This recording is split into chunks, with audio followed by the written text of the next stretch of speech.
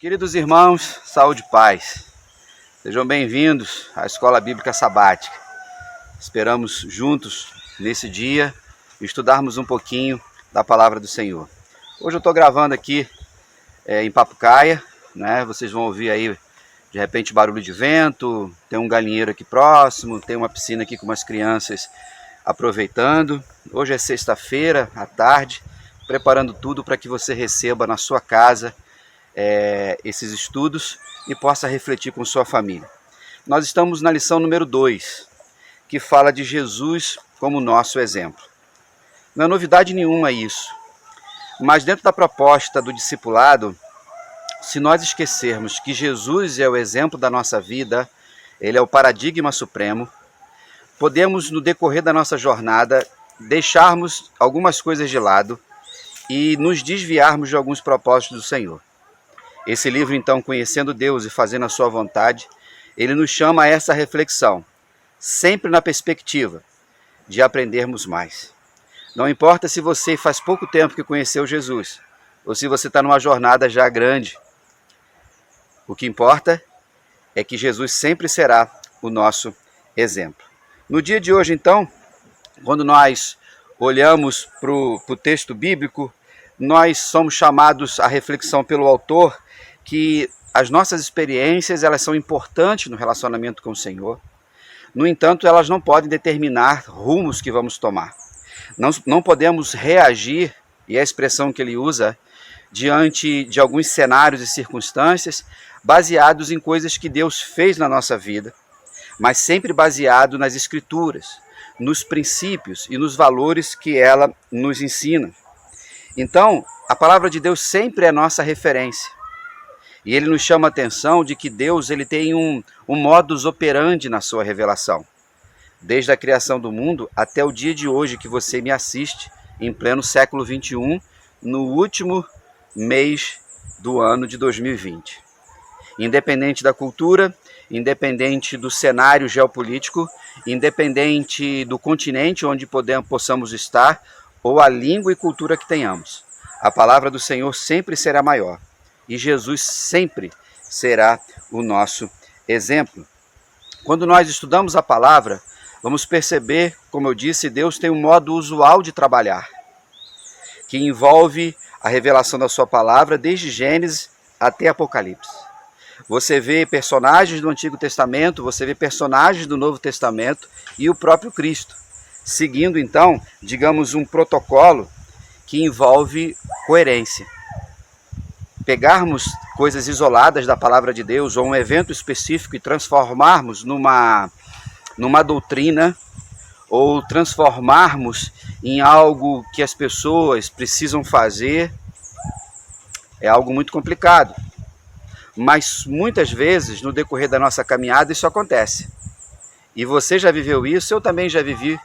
E por isso que nós precisamos em todo tempo buscarmos essa reflexão de que Deus em todo tempo revela a sua vontade. Então, a experiência que eu tive em determinado momento da minha vida não pode estabelecer, então, algo que vai sempre ter que fazer. Na sua vida também. Então, algo que aconteceu na sua vida, uma experiência que você teve há 10 anos, isso não significa que você precisa viver nessa perspectiva sempre. Pode ser que no dia de hoje, Deus vai falar com você usando uma outra metodologia. Mas o conteúdo é o mesmo. No decorrer da vida cristã, quando nós nos debruçamos sobre a palavra e vivemos em santidade, nós vamos perceber que quando Deus falou conosco lá há 20 anos, Ele falou de uma forma, Ele falou de um jeito e que deu a resposta que nós precisávamos. Só que passado esse tempo, muitas vezes nós queremos que Deus responda da mesma forma. E não é assim que funciona. Por quê? Porque é Deus que é dono de tudo. Deus é o Criador. Deus é o soberano. Jesus é o nosso Salvador. Jesus é o autor e consumador da nossa fé. Se Ele é isso, e a palavra nos garante, nós cremos dessa forma, precisamos então perceber qual é a nossa função, nossa parte nisso tudo. Temos que interpretar os eventos à nossa volta à luz da palavra do Senhor, Precisamos estar sempre compreendendo as coisas à luz das Escrituras, porque o nosso Deus, ele não muda, ele é imutável. Deus tem um padrão de trabalho e ele sabe o que está fazendo. Até que ponto nós cremos nisso e até que ponto o nosso estilo de vida fornece essa informação para aqueles que nos observam. Então, Jesus é o nosso exemplo e Jesus está sempre nos chamando a fazermos o melhor.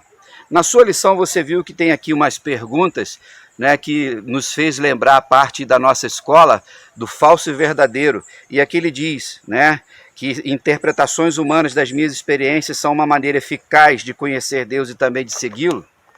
Então aqui tem uma resposta falsa e 3 verdadeiras. Você respondeu? Se não, dá uma paradinha no vídeo aí e a gente volta, e você volta novamente para a reflexão. Quando nós olhamos, irmãos, esses ensinos, essa provocação de reflexão do autor, é sempre nos chamando para que nós não isolemos isso. Porque quando fazemos isso, nós criamos heresias. Nós afastamos as pessoas ou nos juntamos às pessoas que vivem nessa perspectiva. A Bíblia, irmãos, é o nosso guia. E aí, quanto mais nós buscamos a orientação da palavra, mais nós aprendemos. Quanto mais nós obedecemos, não é isso? Nós vamos seguindo em frente. Mas as pessoas nos dias de hoje cada vez mais buscam programas, métodos e soluções rápidas para as suas dificuldades. E a gente sabe que não é assim que funciona.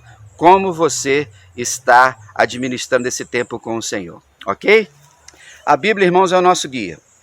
Determinado momento aqui, você já leu, ele pede que nós leamos alguns textos e identifiquemos alguns personagens e como foi a revelação de Deus para eles. Nós sabemos que na palavra do Senhor, como eu citei no Antigo Testamento e no Novo, Deus falou com os seus servos. Ele cita aqui o exemplo de Moisés, quando lá pastoreava as suas ovelhas, e ele então teve aquele encontro com o Senhor na sarça, e Deus já deu uma missão para ele, que era ir no Egito salvar e livrar o povo. Quando nós olhamos para outros profetas, nós vamos ver uma outra forma. Quando nós olhamos para Pedro, para André, para Tiago, João, Mateus e Paulo, nós vamos perceber que o que Jesus faz é: vem, segue-me. Esse é o desafio da nossa fé. Seguirmos o Senhor. Na experiência de conversão, então, a presença do Espírito Santo em nós vamos então entender e interpretar de que o chamado de Jesus é um chamado de vida eterna e nos fortalece em todo o tempo.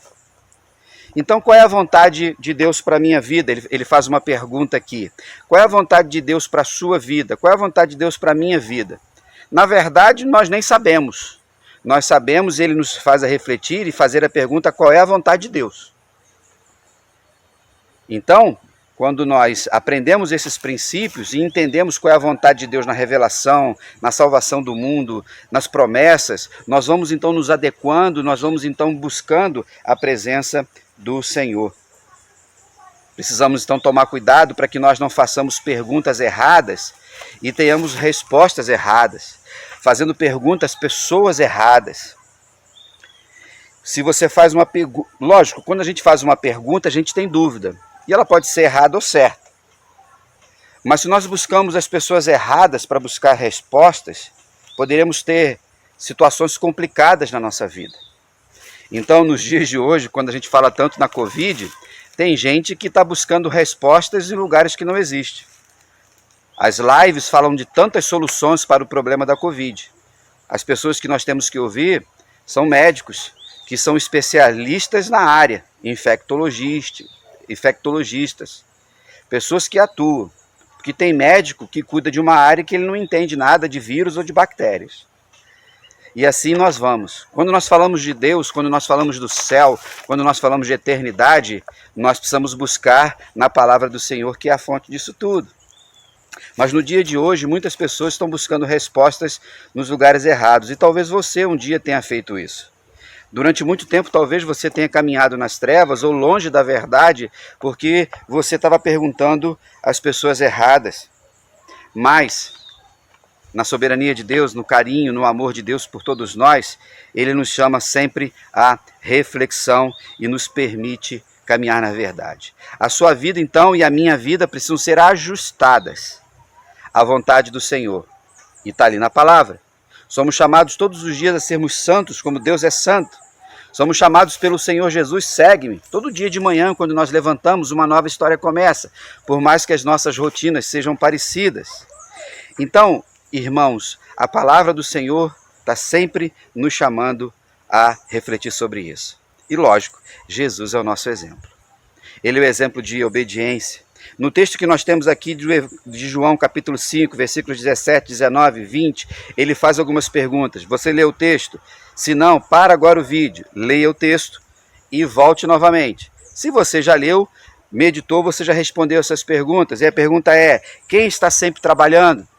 A outra pergunta, o que o filho pode fazer por si só? O que faz o filho? Por que o pai mostra o filho o que ele faz? Aí nós temos o texto de João 15, 19, 20, 17, 19 e 20. Mas Jesus lhes respondeu, meu pai trabalha até agora. E eu trabalho também. Disse-lhes, pois, Jesus, em verdade vos digo, que o filho de si mesmo nada pode fazer, senão o que vir o pai fazer. Porque tudo quanto ele faz, o filho faz igualmente. Porque o pai ama o filho e mostra-lhe tudo o que ele mesmo faz, e maiores obras que estas lhe mostrará para que vos maravilheis. Amém? Exemplo. Então, quando nós falamos do exemplo de Jesus, nós vemos Jesus no caminho do exemplo do Pai. E quando nós trazemos para a nossa vida, quem são os exemplos que nós temos? Nossos pais, nossas mães, tios, avós, professores, colegas de trabalho, tantas. Nós olhamos em todo o tempo. Você que é mais jovem, precisa buscar inspiração em pessoas que estão seguindo em frente. Você que já está na meia idade ou na terceira idade, você é o exemplo, você é a referência. E a gente tem que tomar cuidado para que nós não sejamos exemplos negativos. Nós precisamos ser exemplos de inspiração, exemplos de homens e mulheres verdadeiramente cristãs que servem e que seguem a Jesus. Então Deus trabalha até agora, Jesus trabalha até agora, Ele nos ensina, nós precisamos continuar trabalhando, fazendo o quê? É adoração, é oração, é leitura da palavra, é contemplação, é meditação, é uma vida de piedade, é a evangelização, é o trabalho missionário, todo esse movimento que revele a graça de Deus e tendo sempre o exemplo de Jesus. Nós não podemos nunca fugir do propósito de Cristo. Nossa igreja é uma igreja cristocêntrica e a igreja de Jesus sempre o será. O que a gente vê por aí são muitas heresias.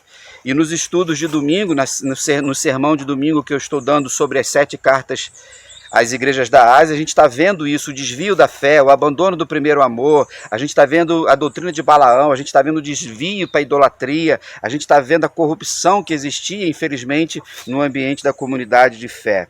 Então, irmãos, Jesus é e sempre será o nosso exemplo. Amém?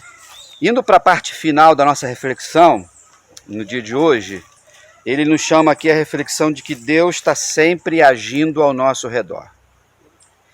Nesse momento, quando você me vê, Deus está agindo na sua vida.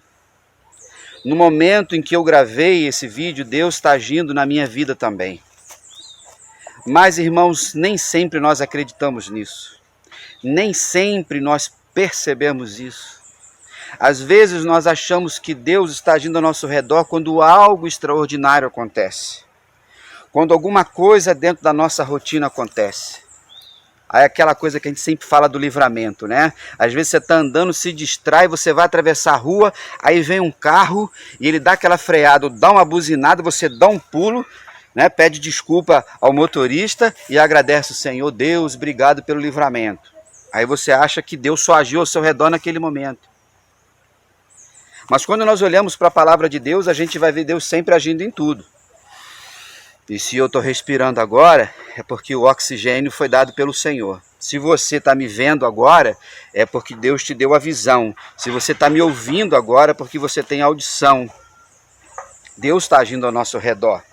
Então, mas existe, infelizmente, no nosso meio, um sentimento de que nem sempre as pessoas reconhecem, elas percebem isso. E aí as pessoas vão enfraquecendo, as pessoas vão murmurando, as pessoas olham para o testemunho poderoso nas mídias, não é isso? Graças a Deus acabou muito isso, mas lembra dos cultos que tinha de testemunho do ex-fulano de tal, o ex-assassino, o ex-traficante, a ex-prostituta, ou as pessoas que dão testemunho sempre dos milagres que Deus fez. Aí às vezes a gente se sente tão pequenininho, a gente fala assim, Jesus não me ama, porque olha só, olha o que aconteceu, fulano foi curado, o outro ficou rico, o outro teve não sei o quê, o outro casamento, e às vezes a gente está vivendo um problema, mas não é isso que a Bíblia diz. A Bíblia diz que o Senhor está conosco em todos os momentos, quer com muito dinheiro no bolso ou quer contando moeda, quer com a saúde plena, queridos, ou de repente fazendo um tratamento crônico. Nós precisamos entender que o Senhor está agindo sempre, como nesse momento. O que Ele está fazendo? Eu não sei, mas uma coisa eu sei, que Ele está fazendo o certo.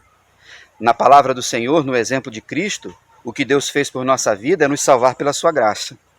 E eu e você, por amor dele, temos a garantia de que se eu morrer aqui agora e você aí, nós estaremos com ele na eternidade.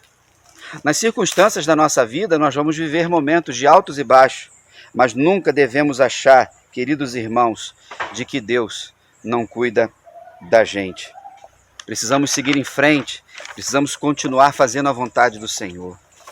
Ah, pastor, isso que o senhor falou sobre o exemplo de Jesus, Deus está agindo ao nosso redor, que a Bíblia é nosso guia, eu já estou careca de saber, ou seja, eu já estou com tanta barba de saber, eu já estou cabeludo de tanto saber, eu já tenho tantas rugas de tanto saber disso. Se a gente sabe disso, no dia de hoje precisamos relembrar, precisamos ser fortalecidos pelo Senhor.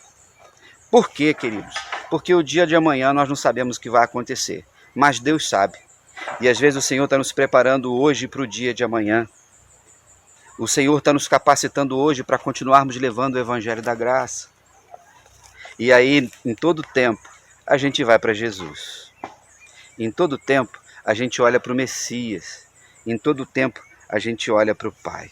Finalizando aqui, ele sempre pede para a gente fazer uma revisão. E você, fez a revisão?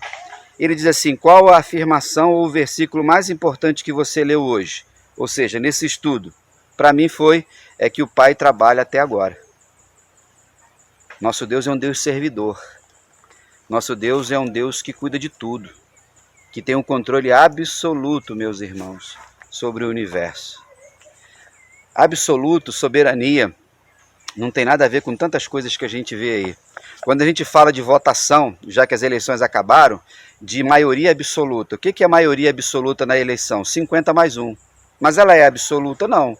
Mas na percentagem, 50 mais uma pessoa, ou mais 1%, revelou a vontade da maioria. Nem sempre a maioria está certa, não é verdade? Ainda bem que ninguém pode fazer no reino de Deus o que faz muitas vezes no mundo democrático cheio de escolhas. Ele diz assim, escreva a afirmação ou versículo com as suas próprias mãos como uma oração. E a minha oração hoje, nesse momento que eu estou aqui gravando, é Senhor, quero trabalhar a cada dia pelo reino. Quero gastar todos os anos da minha vida, levando a graça que liberta. Lutando para ser um exemplo para as pessoas, apesar dos meus pecados, apesar da minha característica, mas vivendo com princípios e valores que possam apontar um pouquinho para a vida de Jesus. O que Deus quer que você faça em resposta ao estudo de hoje? Você respondeu? Eu respondi, que eu sigo o exemplo de Cristo. Que Deus nos fortaleça a cada dia, mostrando que em todo tempo o Senhor caminha conosco. O exemplo de Jesus nos dá fé e coragem para repreendermos o mal. O exemplo de Jesus nos chama à reflexão de orarmos pelo enfermo e podermos ser instrumento de cura. Mas o exemplo de Jesus nos leva ao Getsêmani para fazer a vontade do Senhor, abrindo mão da sua vontade. E a cruz nos ensina que alguns cálices amargos precisam ser tomados. Mas no exemplo de Jesus nós temos a ressurreição. Louvado seja o teu nome do Senhor. E nesse dezembro que começou essa semana, o último mês do ano, tão difícil para todos nós, mas quando nós falamos em dezembro, nós lembramos do Natal. E Natal é nascimento de Jesus. O evento maravilhoso da vinda de Jesus, que nasceu como um menino no ventre de Maria, e toda essa história que nós conhecemos. E quando nós olhamos toda a trajetória de Jesus, nós vamos ver que ele, com humildade, fez tudo que o Pai mandou que ele fizesse. Que eu e você sejamos homens e mulheres obedientes ao Senhor Jesus, obedientes ao nosso Deus, obedientes uns aos outros, submissos uns aos outros, para que juntos, como comunidade de fé e discípulos de Jesus, possamos colher os melhores frutos nesse tempo que o Senhor nos mantiver aqui na terra. Amém? Um grande abraço. Se você for na igreja amanhã, nos veremos lá às 10 horas para adorar e celebrar ao Senhor. Que Deus continue te conduzindo em verdade. Um grande abraço, fique na paz e até lá.